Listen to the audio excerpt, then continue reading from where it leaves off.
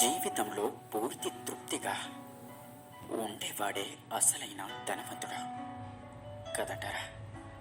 ఇక ఇలాంటి వారు కష్టానికి కృంగిపోరు, సుఖానికి లొంగిపోరు.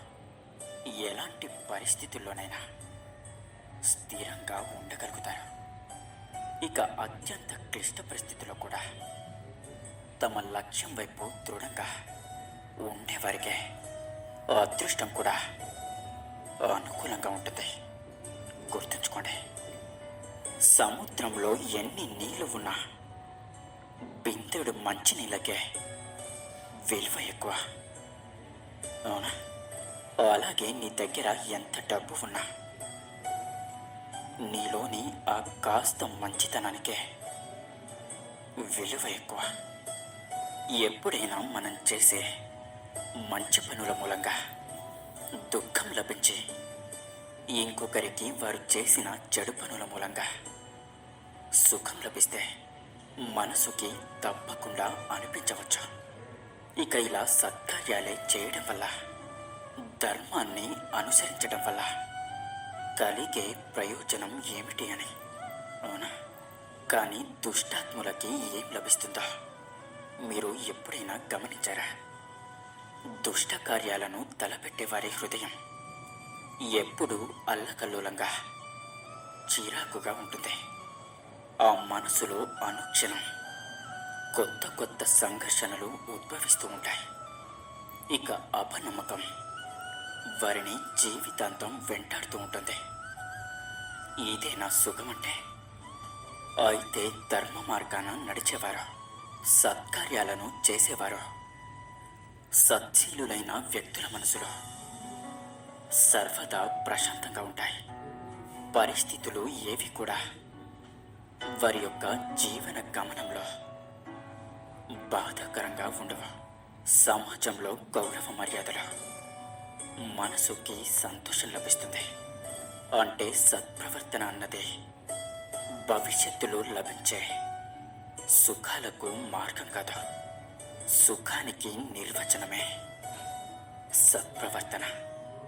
అదేవిధంగా దుష్ప్రవర్తన అన్నది భవిష్యత్తులో ఎదురయ్యే దుఃఖాలకి కారణం కాదు.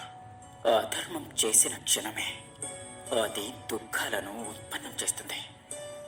ధర్మాన్ని ఆచరిస్తే సుఖం రాదు, ధర్మానికి మరో పేరే సుఖం. అర్థమైందనుకుంటా. జీవితంలో లభించిన దానికంటే, అలాగే లభించబోయేదానికంటే అత్యంత విలువైనది మీ యొక్క నవ్వు. అందుకే జీవితాన్ని ఎప్పుడు కూడా నవ్వుతూ గడపండి. చింతించకండి. నెమ్మదిగా అన్నీ సర్దుకుంటాయి, అన్నీ సానుకూలమవుతాయి.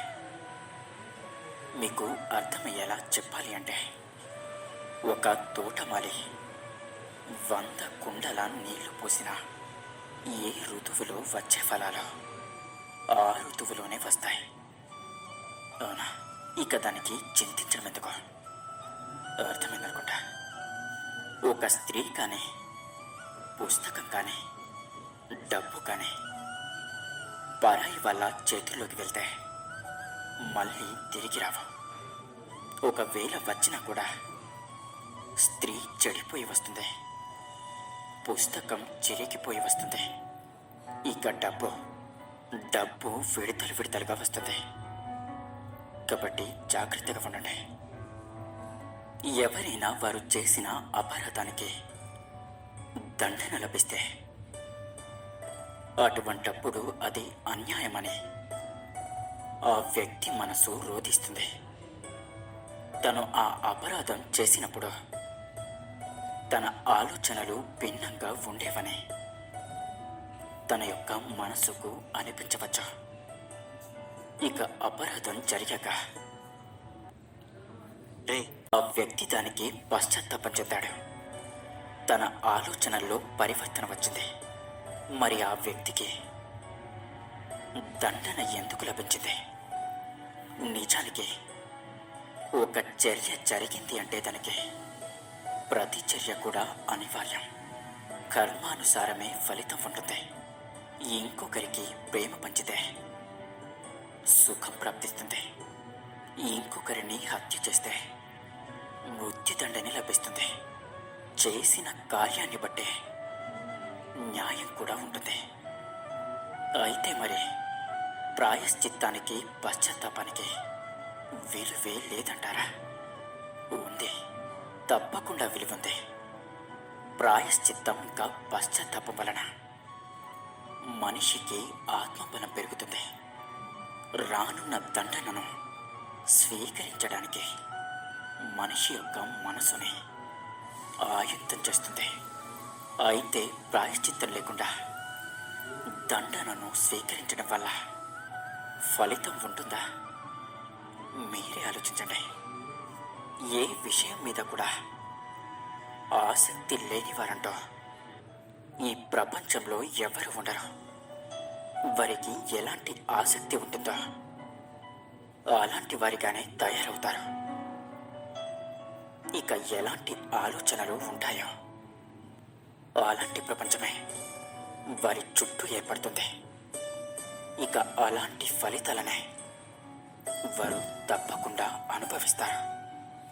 గుర్తుంచుకోండి, ఎప్పుడు తన తండ్రి పుత్రుడు సుఖపడాలని కోరుకుంటాడు.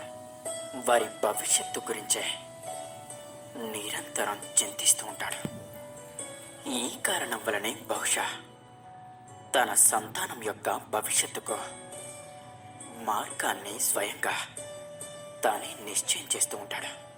తండ్రి తాను ఏ మార్గాన నడిచాడో, ఏ మార్గంలోనే సంకట పరిస్థితులని స్వయంగా చూశాడో, ఏ మార్గంలోని వెలుగు నీడలని స్వయంగా చూసి తెలుసుకున్నాడో, ఇక అదే మార్గంలో తన పుత్రుని కూడా నడవమంటాడు.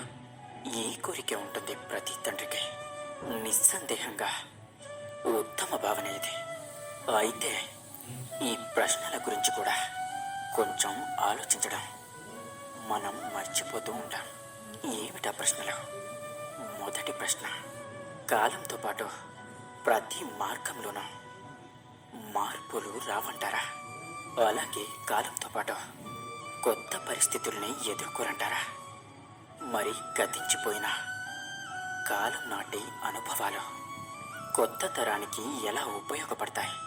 రెండవ ప్రశ్న, పిల్లలకి తమ యొక్క తల్లిదండ్రుల నుంచే అన్నీ లభిస్తాయంటారా?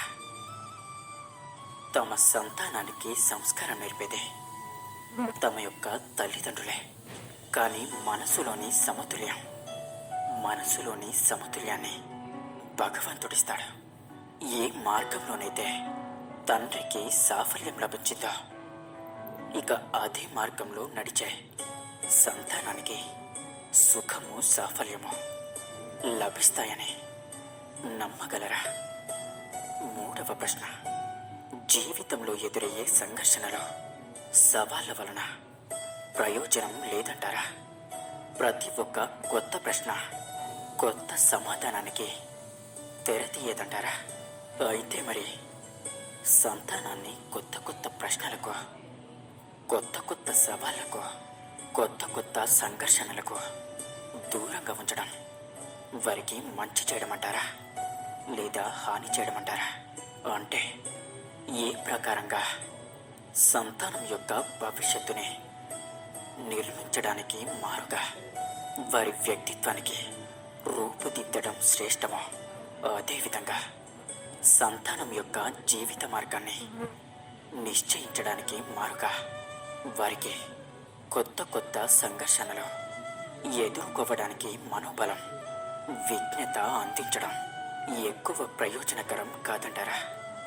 ఆలోచించండి. నిర్ణయం మీదే. ఇక అందరూ నాతో పాటు ప్రేమతో ధ్యానించండి. రాధాకృష్ణ.